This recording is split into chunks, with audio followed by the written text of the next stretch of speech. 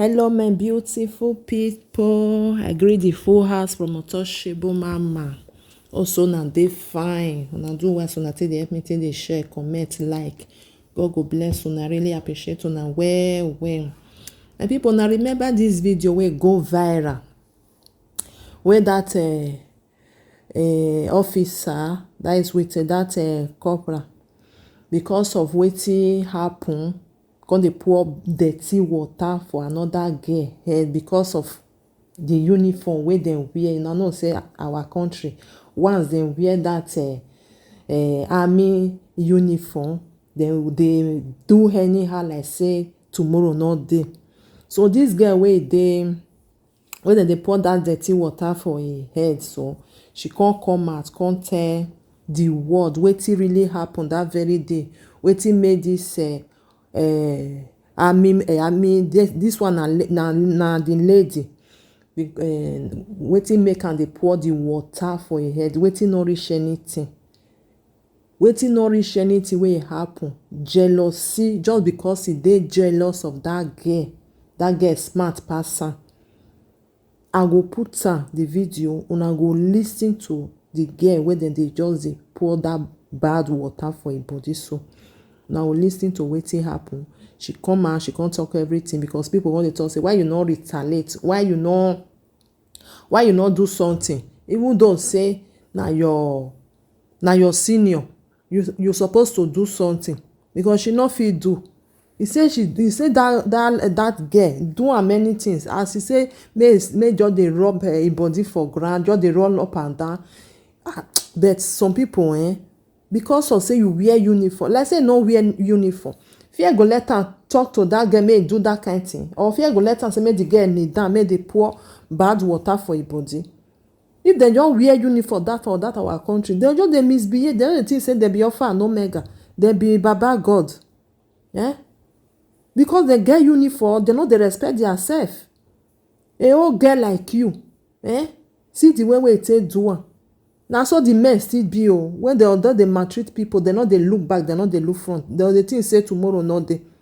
Because the people go say make dem dey respect dem because dem put uniform, dem no dey respect theirself. Something wey no reach anything, e say make e kneel down dey pour dirty water for im head. May I put the video, more na lis ten to the girl wetin happen. God bless you, help me to share. Bye bye. Army barracks, dem host competition, so dem come choose me as person wey go do usher for invited guests wey dem go come. So when we come go there, as I reach for there, I come see one of my officer friend wey me and am dey play ayo game. So as I dey greet am na im the Lieutenant Chika Biola come shout for me say I no fit touch officer wey wear army uniform. So as him tell me that thing, I come shift back, come go for my duty post stand. After nine, another officer come talk say make me I shake am. I come tell am say dem say make we no shake officer wey wear army uniform.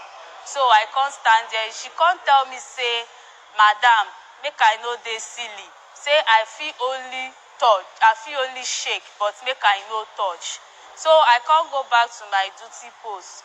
So as e come reach time wey we go share small chops, the Chika Anele na im dey in charge of the small chops wey we go share. So we come group the thing na, I come carry am dey share. As we come share finish for officers and invited guests, so one major wey throw away im own for ground, he no throw am for ground, he come call me say make I come. As I come go there, come tell me say make I change am for am, but I tell am say the thing don finish, say that one wey you dey see there na for the umpires, as in the referees wey dem dey judge the competition. So the man come dey insist say make I change am. Now I come go meet Lieutenant Chika Anele, say see wetin dey happen o, this man say make I change am for am. She come start to dey insult me, say shey I no get sense. On the 28th day of July, dem bin send message for WhatsApp. Me, I no see the message. So dem say meeting dey, say she come meeting, say make we come, all the corpers come. So when I come go there, she come bring me out, come talk say na because of me she call the meeting. So she come say make me I go wear my NYSC uniform wey we dey call 6/7. As I come reach for my room, I come find out say my period don start, so I need to clean up so that I go fit dress well. So as I come dey baff, she come send somebody make she come check wetin I dey do. The person come go tell am say I dey baff. So she come. By then I don already dey for my room dey wear my cloth.